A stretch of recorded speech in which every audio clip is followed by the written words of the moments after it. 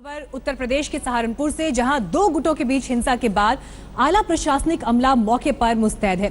दरअसल कल रात ही विशेष विमान से लखनऊ से एडीजी लॉ एंड ऑर्डर, इसके अलावा आईजी एसटीएफ, गृह सचिव और डीआईजी मौके पर पहुंचे। आदेश यही कि तनाव पर जल्द से जल्द काबू पाया जाए।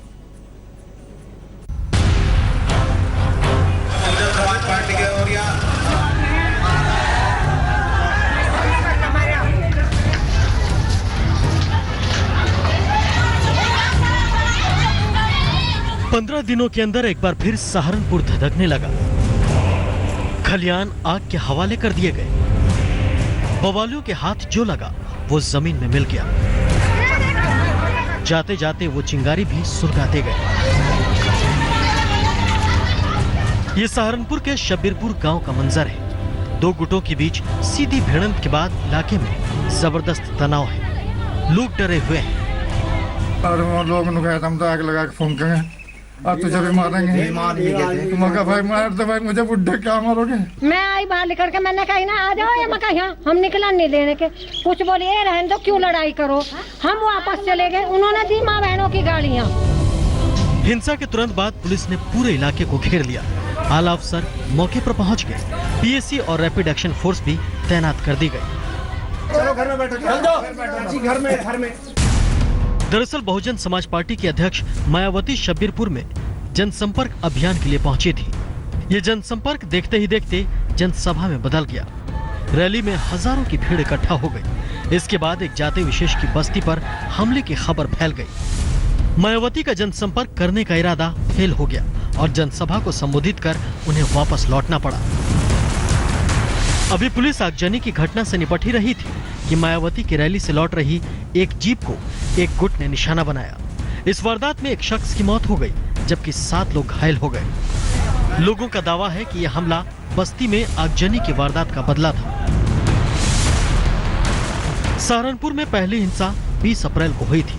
तब अम्बेडकर जयंती का जुलूस बिना इजाजत निकालने का विरोध हुआ और हिंसा भड़क गई थी। इसके जवाब में महाराणा प्रताप जयंती का विरोध हुआ। हिंसा में 15 लोग घायल हो गए और कल यानी मंगलवार को एक बार फिर हिंसा भड़क गई।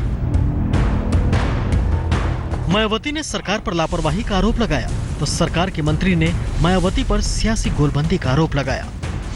और ये जो घटना जो घटी है वर्तमान बीजेपी की सरकार में, ये भी मैं आपको बताना चाहती हूँ कि ये जो सरकार है टोटली पूरे तौर से बीजेपी की सरकार उत्तर प्रदेश में ये जातिवादी सरकार है।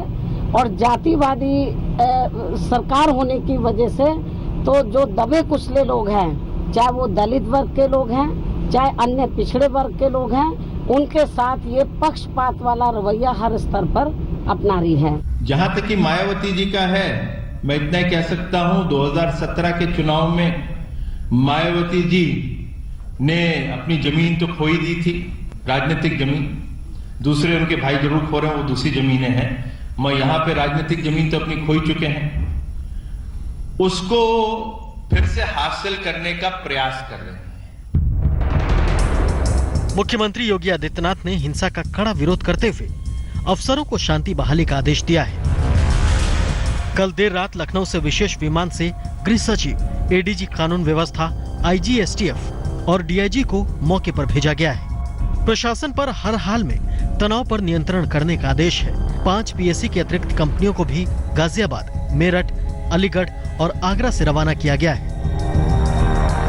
प्रशासन के सामने अब हिंसा पर नियंत्रण की पहली चुनौती है। प्रशासन दोनों गुटों के संपर्क में है। सख्ती के साथ साथ शांति बहाली के लिए लोगों को समझाने की भी कोशिश जारी है। पर सवाल यह है कि मायावती अगर सिर्फ जनसंपर्क करने गई थी तो उन्हें रैली की इजाजत कैसे मिल गई?